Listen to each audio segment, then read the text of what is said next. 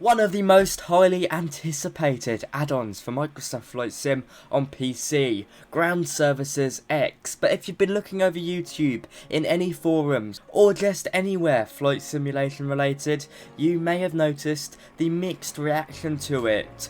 Well, in today's video, I'll be taking a look at it, telling you whether or not it's good or bad, looking at most of the features. It is a pretty big add-on, so I'm not going to be able to fit everything in today's video, but hopefully you'll find this is a good roundup.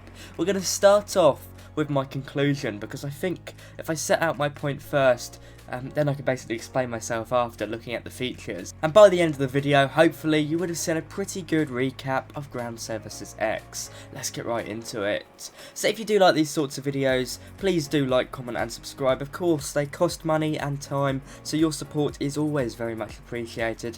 But without further delay, let's begin with my conclusion. Now, I know that's a bit of an oxymoron there. Now, my final conclusion would be the rating of 5 out of 10. On my system, it works fine and there's not too many bugs. I can pretty much use it as intended, give or take a few minor issues. But saying that, after uploading a previous review of this and then basically re-uploading it to sort out an error, I've noticed how big the issues are with this product. And for me, that means I cannot recommend it. While on my system and many others it may be fine, it is clear that this product has some great underlying issues, and they're certainly not something I would want to pay £30 for. I consider myself incredibly lucky to not experience most of these, but all in all, it's a bit of a letdown in that regard. Now, when it works, it really does work and it's good fun. The system can feel a bit clunky at times, and you do have to open up this weird sort of script file that sort of runs in the background, and that in that regard it feels very 2000s. I don't recommend it yet, but if it works, it's great fun.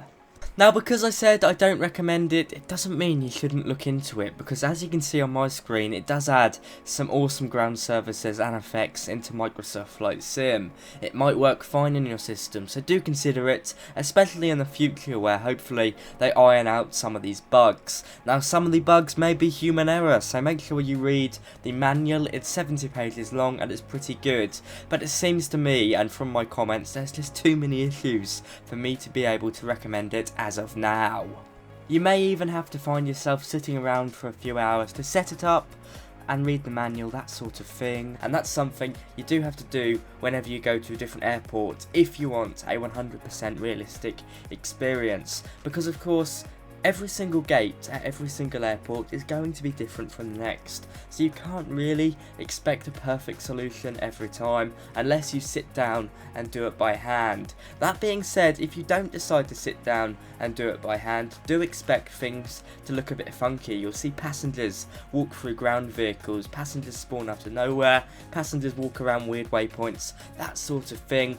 So if you do want a seamless experience, you will have to sit down for a few minutes or so per gate and sort it out yourself. You'll see me do this in the video. In fact, I'm showing you it on the screen now.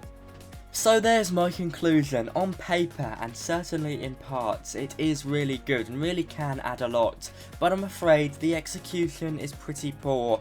Not necessarily on my PC, it looks like. As you can see throughout this video, it does work and it works quite nicely, but I'm just afraid there's too many bugs, and that's going to be a reoccurring theme of this video. You do get a lot of stuff, from new ground services, to follow me cars, to cargo loading, to catering, to global jetway replacement. It brings that all across. Some of those features are better than others, and I'll be going through some of them today. It is payware, and it's only available for PC at the moment, and I imagine that will be the case for some time. At the time of filming, it costs about £32 UK. That does include 20% UK VAT, so it might be cheaper in areas with lower taxes. Converting that to US dollars, it's about 37 US dollars, about 35 euros, not exact, and of course exchange rates do change, so bear that in mind. It's pretty pricey. Being truthful with you guys, with all the bugs, it's not really good value for money. Now, installation feels a bit archaic. You load up an installer and it looks like something out of 2005. I guess that's because FS Dream Team used to work on Flight Sim X, GSX and other simulators. So to be fair, a lot of their systems and infrastructure is going to be from that time. I think that's pretty clear, so hopefully they can improve that. You do get a pretty hefty manual, and as I've already said, I do recommend you read it. It's going to really help you out. If you think you're experiencing a bug, you might not be, you might just be doing something wrong, to be perfectly honest with you. And if you do experience bugs, do send them an email. I have heard the customer service hasn't been too good, and I have got hardcore evidence that there are some bugs on some people's systems with crashes and that sort of thing. So do make sure, if you do get a bug, email them. I think that's the best thing to do. Now let's talk about the main features first. We're going to be talking about global jetway replacement. Now this is the bit that causes the long loading times in my opinion, but when it works it is absolutely awesome.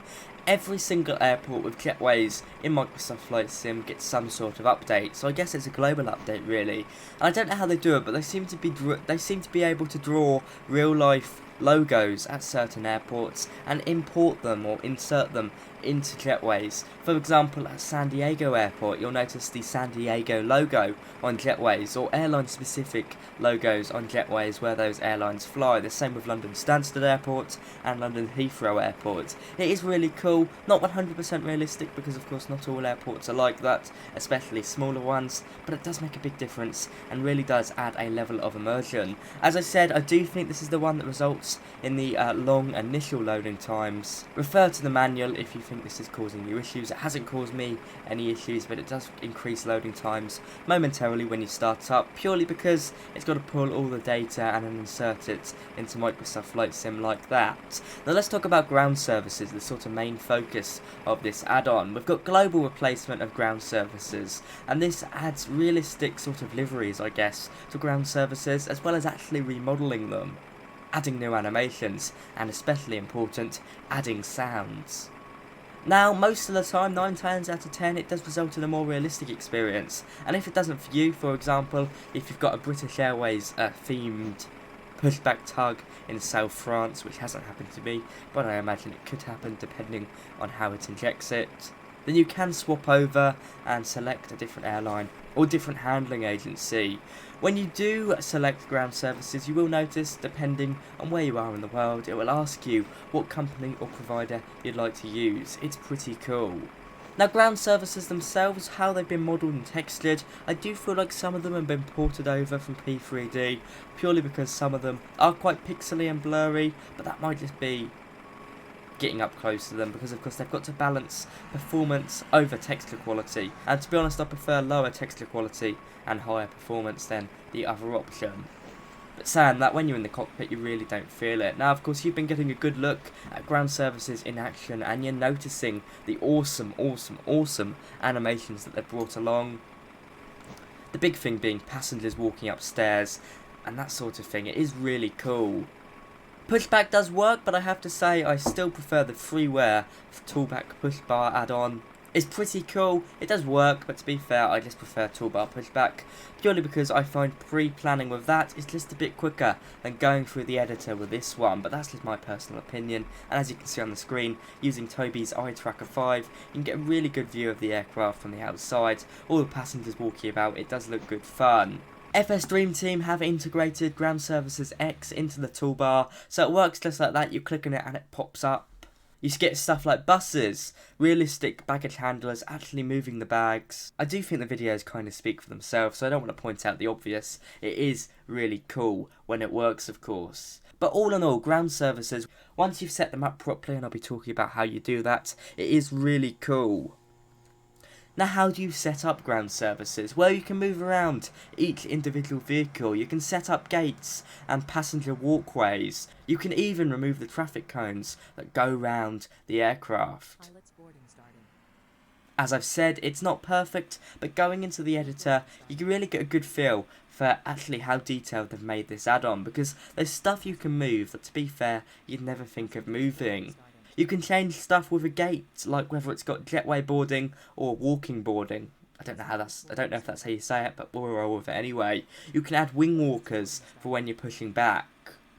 And you can even change it from gate guidance to marshalling. Of course, a man with little rods, or man or woman, I should say, with rods at the front showing you where to go, which coincidentally is what I'm learning to do in real life. Good fun. I've got a good job at the moment, so a really good time to release this add-on for me. I can put my skills to the test. There are some other features as well. I think I've spoken enough about ground services. It's awesome and the editor is really cool.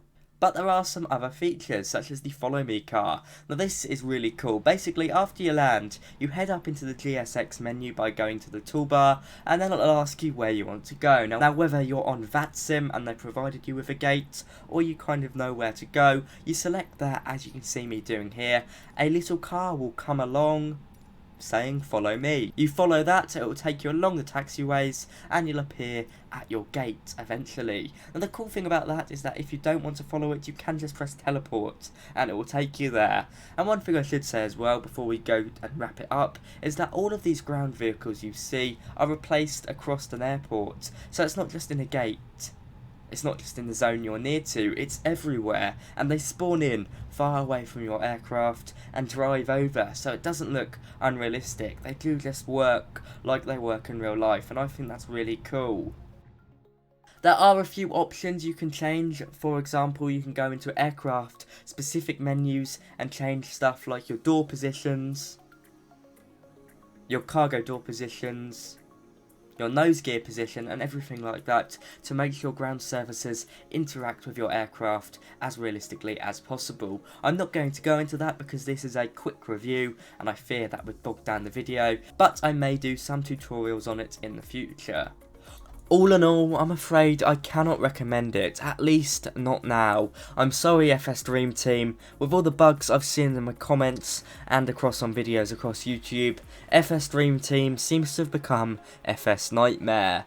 It has fantastic potential as an add-on. Ground Services X Pro should be something that enhances the sim to the next level, but I'm afraid for £30, even on my system, I wouldn't say it's cutting it just yet. If it were to work properly on everyone's systems and to be seamless with quick loading times, all that sort of thing, it would be great value for money. And on paper, it is great value for money. But I'm sorry, when push comes to shove, it just does not pay off. I've got a few improvements to recommend. Some things I'd like to see improved are improved passengers, because they look like they're right out of a Tomb Raider game from 2002. I'd also like to see sound improved slightly, because I think it's a bit loud and sort of covers up aircraft noise at times. It's not realistic like that in real life, I do it as a job, so I would know. Texture quality as well on some vehicles could be improved, but that's not a biggie for me. And maybe just smoothing out some edges in terms of people learning how to do it. Maybe adding a video tutorial would be a good shout, although there are some on YouTube. This is really the tip of the iceberg. There is stuff I haven't talked about, like refueling, which works great by the way and looks really awesome as I'm showing you from the screenshots on the screen right now. De-icing as well, we talked about it but I haven't shown you. And all the various forms of pushback. I've shown you some of them, but as I said, I can't talk about everything just because there's so much and I don't want to keep you here all day. I hope you've enjoyed this review. It took forever to make, to be perfectly honest, because I've had to learn how to use this add-on and then use it in loads of different scenarios to ensure that I make a good review for you guys. I haven't been provided a press copy this time, nor has the development company contacted me, so you can be rest assured this is my own view. It's certainly flawed in areas, but great fun when it works. But for reasons explained, I cannot recommend it just yet. Hopefully that will change in the future. Be sure to like, comment and subscribe, as well as check out my Amazon affiliate links if you've enjoyed. It's a great way to help me out. You don't pay anything extra, you can just see the parts I used to fly, film and edit. Bye bye guys.